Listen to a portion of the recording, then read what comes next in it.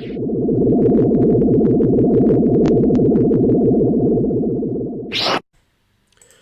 up guys, welcome back to the channel. In today's video, I'm going to do something a little different. I'm being back to the tier system again. And for this video, I'm actually going to be ranking all the Star Wars Battlefront 2 heroes. Now that the game's live service ended, we're not going to be getting more heroes.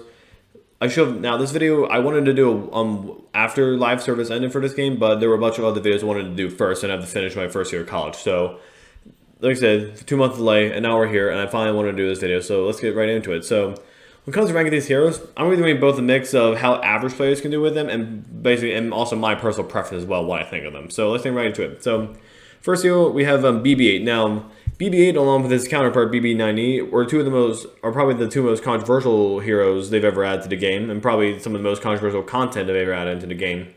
But BB-8, if used correctly, can be very, very effective wiping out objectives with his cable spin. He can reveal enemies through walls with his resisted backing, and his rolling charge is one-hit kill on all infantry, which is not very often for any hero abilities. So because of that, and the shock prod as well does decent amount of damage over time. So like that as well, and even with the proper star cards to boost his cable spin can be a very, very effective crowd control ability, and ultimately is probably the best in the game. So BB-8, I'm actually going to put BB-8 in A tier. So I think the average player can pick him up well pretty quick.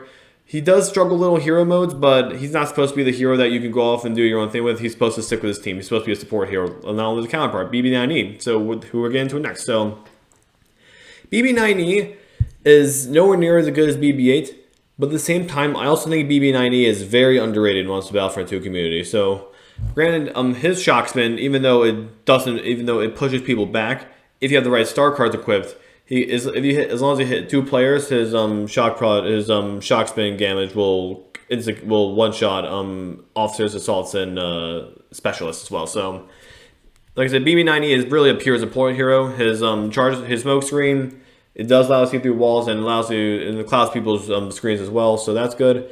His charge is probably the least effective ability, even though it gives you unlimited cooldown for like 5 seconds. I just don't think it's that effective enough.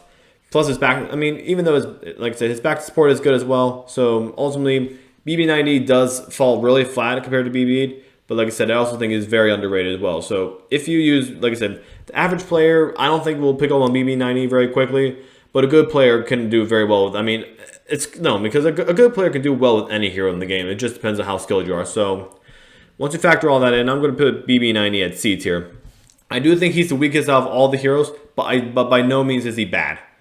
So next we have Count Dooku. Now, Count Dooku is a very, very interesting hero because he's not that good in trooper game modes like Galactic Assault and Supremacy because he doesn't really have any range to him.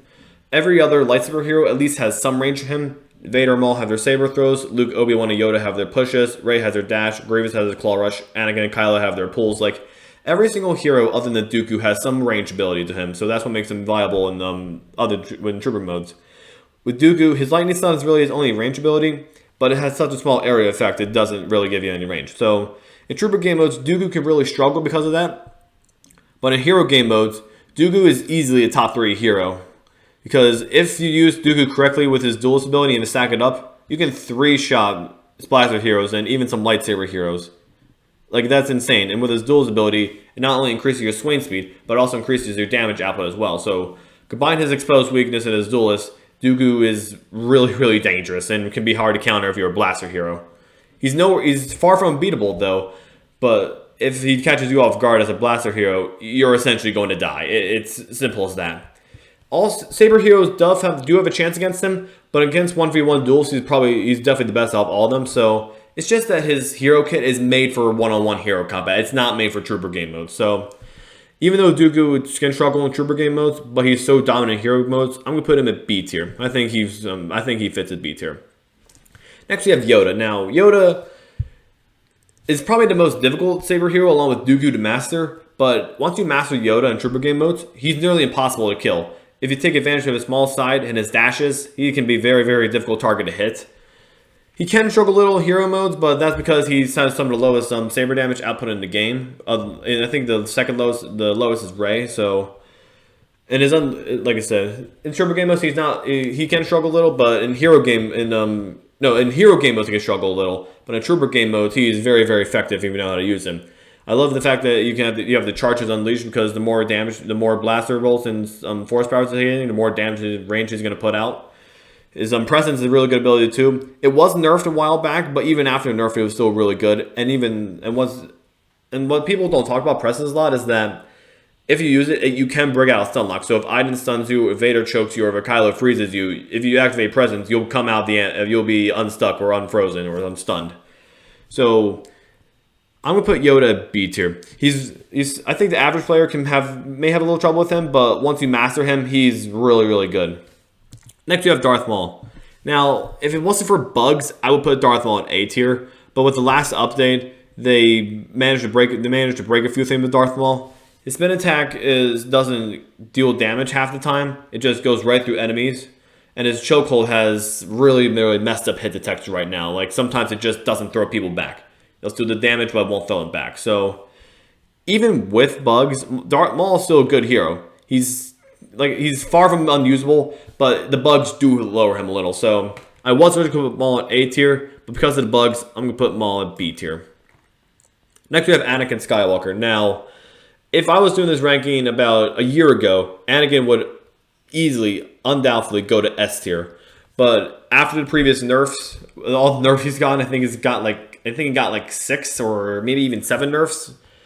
I mean, they nerfed him. Obviously, they nerfed his heroic might, his retribution, his passionate strike. So even with all the nerfs, Anakin is still a top tier hero. So the average player could pick on him really quick. However, Anakin does have a few bugs, but they don't really ruin him as a hero. He's still usable, but it's not often you come to the bugs often. So I mean, with his heroic might, I have encountered these bugs before, but sometimes you'll get stuck in the animation and won't be able to do anything. Sometimes you'll be knocked out of the animation, which is not good at all, because heroic might's supposed to give you like knockdown immunity. You're not supposed to get knocked out. And with the bug that was added back in February, or maybe the Battle of Scarif update, it was a bug that now he'd be knocked out of the heroic might animation. So even after all the nerfs and even after the few bugs, Anakin is still a really, really good hero. So I'm gonna put Anakin A tier. Next we have Finn. Now Finn, along with BB-9E, I also think is very underrated, but at the same time, I don't think the average player would do that well with him.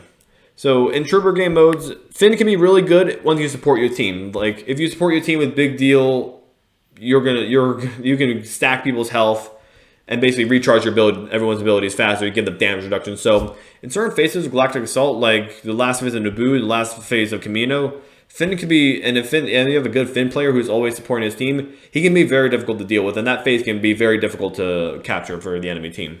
So in those situations, Finn is a really, really good hero.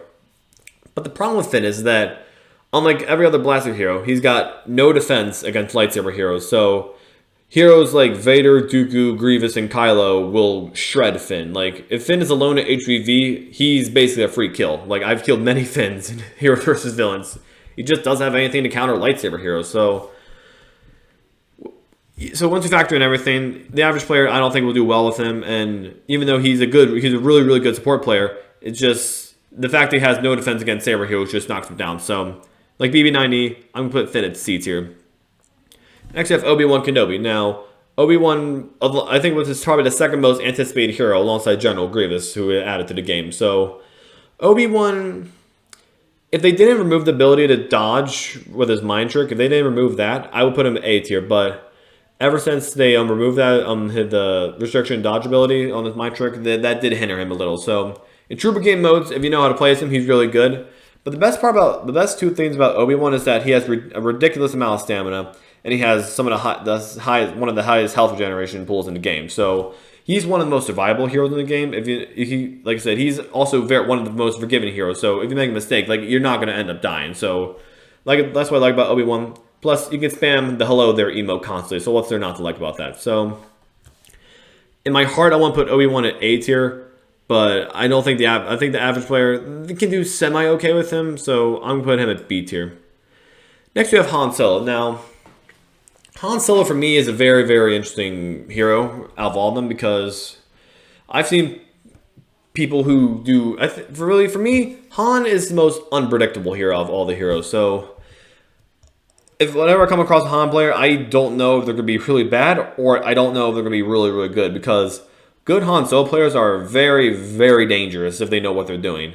because Han has his detonite charge and his shoulder charge, which both knock people down. So detonite charge, you could throw it, block a saber hero, they knock down, and that shoulder charge will also go through blocks. So like I said, Han can knock it down twice, and it's just his DL-44 does so much damage if you land your headshot. So one of my friends is a really good Han player, and like I said, good Han players are really, really scary to go up against. But when the person if they come across a Han that doesn't know what they're doing, he can be pretty easily dealt with. And also, Han's his much a major weakness is that he can't handle being swarmed. So if a bunch of troopers come around him, he's most likely going to die. So I'm going to put Han at B tier. Next we have Lando. Now Lando, I really consider Lando to be like the forgotten hero out of all the heroes in the game. So really, all they really did for Lando was that they nerfed his disabler heavily about a year ago, and then they really never really touched him since. So Lando, he still has his smoke grenade, which is probably one of the weakest hero abilities in the game. He has his obviously his disabler. It's still reusable and it's still good, but it's nowhere near as good as it once was. And he has his sharp shot, which is not that good in hero game modes, but is one of the most overpowered abilities in trooper game modes, because like BB-8's rolling charge, Lando's sharp shot one-shots all infantry. Like I said, very few abilities one-shot all infantry, including heavy. So that's something. So also his blaster, it's called a night sniper, but it just doesn't have that much range to it. It has a good rate of fire, but the range and damage is not that good. So I'm gonna put Lando at C tier. Next we have Palpatine. Now Palpatine, just like Anakin, if I did this ranking about maybe for Palpatine 2 years ago, he would have also been at S tier, but Palpatine was once so broken in the game that they had to remove him for a short period of time to rework him. And even so, he still received some nerfs, but even after the nerfs, he's still a really, really good hero. His chain lightning is really good for multi-kills. His electrocute is definitely the weakest. It's still usable, but it can be dodged so easily if you know what you're doing. So when it comes to that, you have to hit people from behind, because if the saber hero is coming to you and they're blocking, don't even use it, because animation will leave you too exposed for that period of time. And it's Dark Aura, which had a recent nerf when they removed the slowdown effect of it, which I thought was really bizarre. But Dark Aura is still a really good ability and chipping damage after you use the lightning. So good Palpatines are very, very dangerous. And for the first time today, I'm gonna put Palpatine at S tier, the first S tier hero.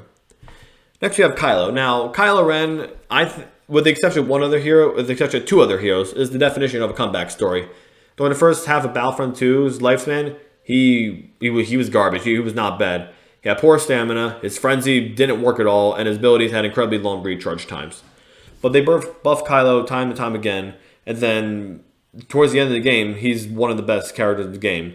If a Kylo goes into a crowded area, and if he has pull, freeze, and frenzy ready, if he knows what he's doing, he can clear out the entire room. So because of that, I'm going to put Kylo at S tier. Next we have Leia. Now, just like Kylo, Leia is probably even bigger when it comes to comeback stories. Leia, for the longest time, was the worst hero in the game. And then once in the February update, they reworked her. They buffed her E11, they buffed her squad shield, and her flashbang was replaced with 3 thermal detonators, which were bugged, but they're no longer bugged anymore. And the 3 thermal detonators are incredible. And like I said, her E11 has very few recoil, does have a lot of recoil, does have a lot of spread, high damage output, high rate of fire. So Leia is now a really, really good blaster hero. She's up there. So I'm going to put Leia at B tier. Next we have Iden. Now, I don't really play Iden a lot because I've played her before. I'm personally not really that skilled with her. So this is honestly probably going to be the area where my personal opinion is going to factor in the most. So really, for me, her two saving graces are her shock droid and her TL-50, which are both incredible and what make her usable. Because if you take her pulse cannon and her shield away, a good player can still do well with just those two things alone. So even though like I said, I'm not personally skilled with her, and I personally am not a big fan of her because I could find her annoying in Heroes vs. Villains. So I'm going to put Iden at C tier. Next we have Rey. Now, Rey in Trooper game modes is pretty good. She has her insight, her mind trick is easy to counter, but it's still annoying to deal with. And then her dash strike is good as well ever since they reworked the controls. But she's the only lightsaber hero in the game that can't one-shot infantry if you hit them from behind. All other lightsaber heroes can one-shot infantry, they hit them from behind, but not Rey. She takes 2 swings no matter what angle she's at to kill them. So that does hinder her a little. And in hero game mode, she's probably the weakest saber hero because of her damage output is so low. So she's still usable, and in trooper game mode, she's still good. So I'm going to put Rey at B tier. Next, we have Bossk. Now, Bossk for the longest time was in a really good spot. He was a hero, pretty much the only hero that Dice got right from the beginning. But a while back, Bossk did have a couple bugs, game-breaking bugs that did hinder him. But once they fixed them, he's still likable. He's still a good hero. But really, Bossk just he does not do well against saber heroes at all. So if Luke or Anakin catches him off guard, Bossk, like Finn, is basically a free kill. I mean, Bossk can definitely take on saber heroes. He's not as difficult to deal with it. Like he's nowhere near Finn. Like Bossk has some defense, but if you catch him off guard, a saber hero is going to end him very quickly. So I'm gonna put Bossk at C tier. Now next we have General Grievous, probably the most anticipated hero they ever added to the game. Now, where do I even want to begin with Grievous? Grievous has been on a wild ride since he launched. When he first launched, he was written with bugs and unbelievably broken. Well, once you got his star cards upgrade to epic level, he was still really broken, but in a good way. However, his unrelenting advance didn't do anything. His thrust surge was constantly buggy, and his claw rush dealt like double or even triple damage once you ended the animation. And then for a while, Grievous was in a good spot, and then he still had all those bugs, and then Dice finally fixed all those bugs. But then back in the Scarif update, when they reworked all the charge slam controls, they for some reason decided to fix Grievous' claw rush, but I really don't think Dice even considered how broken Grievous is after they reworked his claw rush. So claw rush used to be like you just travel in a straight line and just go the way that the camera wanted to. You pretty much like hit everyone once. But now they reworked it that you control it and then you could hit the same person multiple times. So there have been times in Heroes vs. Villains where I've come across a blaster hero, I've used Claw Rush, and I'm pretty much taking them down for full health. And also, Claw Rush has such a huge hitbox, it's not even funny. So, really, Grievous' only weakness is that his blocking stamina against his blasters is so poor. But with how Grievous should be played, that really shouldn't be an issue at all. So, because of if it wasn't for the Claw Rush, I would not put Grievous at S tier. But because the Claw Rush makes him so unbelievably broken, I'm going to put him at S tier. And also, I forgot to mention, with the right star cards, Grievous is only one of few heroes that can one-shot heavies, like one-shot officers, assaults, and specialists in the game now where you hit them. So next we have Boba Fett. Now, Boba Fett to me is also like an Iden situation. I'm not that particularly skilled with him, and I don't really get high kill streaks with him. I'm more of a saber hero person, so just like Iden, this is also my personal opinion is also going to factor in. So I know people can do really well with Boba Fett because of his jetpack, but I just don't really like the fact that he doesn't have any aim down sights, so that does hinder it for me. And also in hero modes, before they reworked it into more like a hero blast situation, when they still have the targeting situation, Boba Fett was just a pain to deal with. Like he could just fly to the higher level, just where no one could reach him, and just wait until he's not the target anymore, and then come back down. So even like that, I personally don't like Boba Fett, and that's why I'm gonna put him in C tier. He's not bad by any means, and he really should be a B. Actually, I'm gonna move him B tier because even though I would personally put him at C, for the general Star Wars community, I would put him at B. Next, we have Captain Phasma. Now, I'm just going to do this right now. I'm putting Phasma at C tier. She's just too situational. She's really good at shutting down objectives with her droid, but if she's away from her droid, she's really easy to take on. So, like I said, she's just too situational for me. Next, we have Luke. Now, Luke, just like Kylo, Luke was also really bad for the first half of Battlefront 2 lifespan. But once Dice buffed him time and time again, and when they did the passive health on kill update, they gave Luke a star card, and whenever he defeats an enemy trooper or deals 200 damage to an enemy hero, his lightsaber damage increases by 2 points for each kill, up to a maximum of 36 extra damage. So Luke can be very, very dangerous if you know what you're doing. I've gone on massive kill streaks with Luke. He's my personal favorite hero in the game, and he's also, without a doubt, the best light side hero in the game as well. So because of that, Luke goes to S tier. Vader, S. No need to explain why. Even after the latest nerf to Vader Saber Throw, he's still at S tier. Chewie, just like Dooku, is also in the same situation.